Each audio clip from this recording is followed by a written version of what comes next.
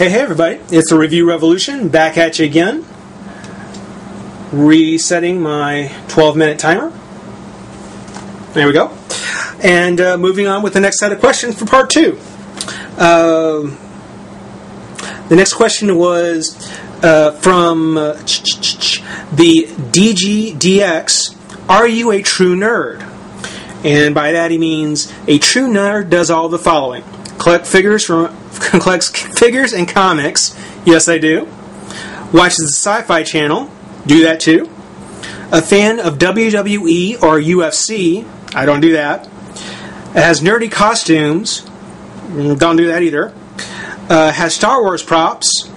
No Star Wars props. And has William Shatner's autograph. I don't have William Shatner's autograph, but I do have Walter Koenig's. So, if it's a matter of, if you answered yes to one or more of these questions, then yes, I am.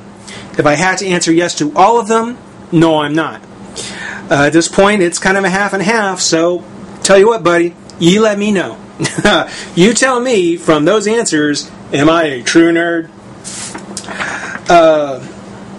Here we go. Good to Power, my question is, or his question is there a figure that you do not have because you have been unable to find or afford that you really want? And if so, which figure is that? Well, that's an easy one because I've just found out about it. I would like that Cassandra Cain. I would like Mattel's Cassandra Cain. I want that figure. Again, she's $80. So it's not very likely that I'm going to be getting her, but I would like to have her. She is... I am intrigued. I'd like to see what that figure is like. But of course, I just found this out like yesterday. So when you originally asked this question, my original answer was no. There's not one that I don't have because I can't find or can't afford. Not necessarily. You know, if it's that much, I usually don't want it as badly. But there is a figure that's been on the back burner and I've just not gotten around to getting, and that was the Silent Screamers Metropolis figure. For anyone who remembers the old 1930s Metropolis movie with the female robot Maria, that is a cool looking figure, and it's actually an interesting movie too. You know, you have to be patient and be able to walk, sit through it, but it's actually not bad. And I would really like to have that one. I have not yet picked it up. It's not expensive. It's not out of my price range. It's just been constantly on the back burner. And now with Cassandra out, she's probably going to be on the back burner a little bit longer. Mr. Joker, he asks, what do you think of the new look for Wonder Woman? And if you get a chance to make a figure for a toy company you like, what would it be? Well, of course, anytime, and I've talked with some of you guys about this already, anytime a new artist or new writer comes in, it's not unusual that we see, a new a reinvention of the character. Now, some, like Superboy, who got his t-shirt and jeans, or Robin, who kind of lost his tights and his elfie shoes, some of those changes stay. Because Wonder Woman's new look, she strikes me, it looks a lot like Black Canary. It's a very Black Canary kind of look. So I suspect that that's probably not a look that'll stick around for very long. But I like it. I like the colors. I like the design on it. It's actually pretty cool. But I pretty much feel it's just a very similar to Black Canary. So how long it'll last, I'm not sure because of it. To your second question, first off, the toy company I would pick is NECA because, looking at the Predator figures and that kind of answered one of the questions that will be coming up later. Oops. But looking at the Predator figures and the Jonah Hex figures, I like, and Dante's Inferno especially, there's a very kind of rough design that surrounds those characters. It looks as though that kind of a more rough or a gritty or artistic style is put into them, and I would like to see that more, the more full articulation from NECA in that style applied to the Thundercats. I don't necessarily think I'd want to see a Mattel or a Hasbro version of them I would like to see NECA do it in kind of that rough style. The only problem with that is that NECA never really does all the characters. It's a good chance we probably would see, maybe like Mumm-Ra as the villain, Lion-O, of course, Cheetara, and then one of the other Thundercats, maybe Panthro. And that would be it. And, it would be a shame because we wouldn't see Jackalman or Monkey Man.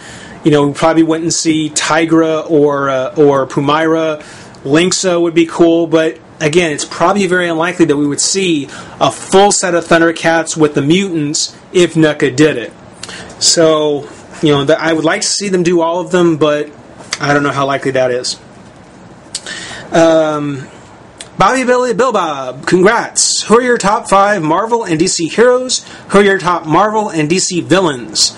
And favorite character by far? Well, excuse me, my throat's getting a little dry here. When it comes to DC, I guess my favorite heroes, there's only 4 because I didn't want to close the door completely.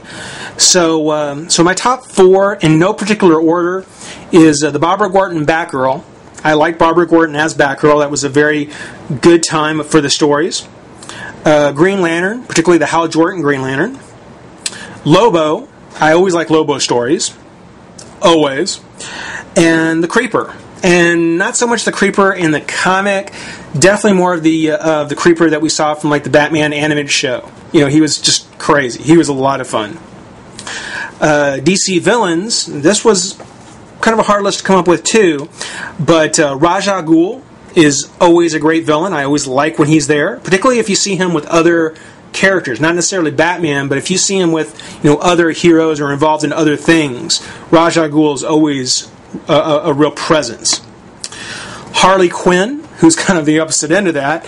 I love inept characters, either the inept hero or the inept villain, and Harley is just so sweet and charming.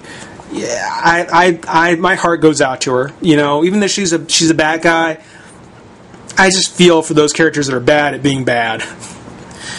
Bizarro, I like Bizarro, not because he's inept at anything, but he's kind of the negative Superman, the opposite Superman, and that's kind of a cool idea. I like Bizarro. I always did. I think he's kind of neat. And I know he's going to be coming out in a 2-pack with the regular Superman. So that's going to be one to keep your eye on. I can't wait for that to come out. Sinestro. Not Sinestro so much from his Sinestro Corps version, but when he was just a one-off villain, I liked him. I like him now too, but I did like him more when he was just kind of on his own. He seems more imposing now that he has a legion or has had a legion of other lanterns behind him, of Yellow Lanterns. But Sinestro as a character, I always kind of liked him just as he was. And then number 5, the robot Brainiac. And I don't mean the pink shirt, green head. I don't mean that Brainiac. I'm talking about the robot one with the honeycomb domed head. That was a very cool Brainiac. I always liked seeing that one. That one was very cool. For Marvel, I guess for favorites, Spider-Man. He's a staple. I always loved Spider-Man. The Thing. He was one of my favorite Fantastic Four characters. Thor, who I didn't realize how much I was going to like Thor, how much more I was going to get into the character until I started, until I got Beta Ray Bill in the Marvel Legends. And it was kind of like, wow. I had forgotten. Was he always this cool? Wow. Ghost Rider, as I mentioned with the movie, Ghost Rider was actually a really great story. I liked the idea behind him, especially the way he was reinvented as a kind of a southwestern kind of cowboy ghost story. And then the last one here, the 5th hero, Silver Surfer. That's going to connect to the villains because Silver Surfer with Thanos. Anytime you saw those characters together, you knew something was going down. So, yeah, I like when we see Silver Surfer and Thanos. I like when we see Thanos just by himself because even just Thanos, it's going to be something big.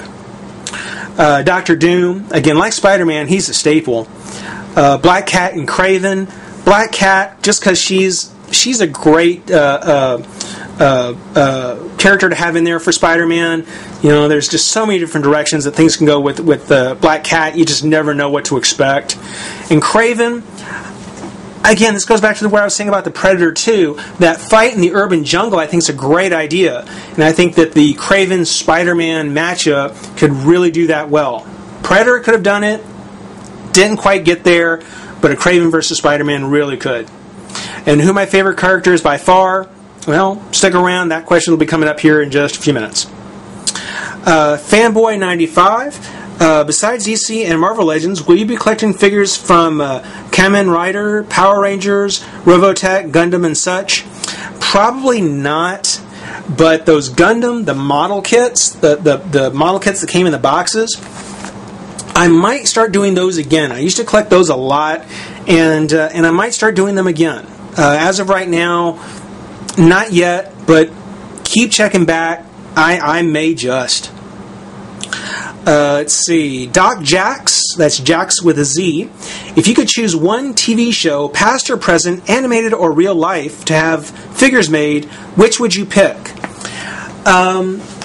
This goes back, way back. I mean, this is something I don't know even if... You would have to be about my age and really have remembered at the time. But back in the early 80s, I think it was like 83 or 84, there was a show that was very much in the kind of Voltron mania momentum. And it was called The Mighty Orbots. And it had the 5 robots, the guy who created them and, of course, piloted the robot, the Gestalt, and then a little kid robot that was actually kind of like the ignition switch for when they all joined together, when they all merged together. And it was actually a cool show. I actually liked it. I think that if they did a Mighty Orbot figures, they would be fun. I mean, they don't have to form the Gestalt. You know, that can be a separate figure if they want to do it. I guess I would want to see it because if they did figures on it, it would mean that chances are it's going to return somehow, and I don't think that's very likely. I don't think it's ever going to come back, so there's probably never going to be any figures on it. But I at least want to mention that Mighty Orbots is certainly the one that I would pick. Now, that was the alarm going off saying that we've hit the 12-minute mark, so we're going to go ahead and cut the second one off. These will start going a little bit faster. Yeah, these will start going a little bit faster. Stick around, guys. Got a little bit more to go.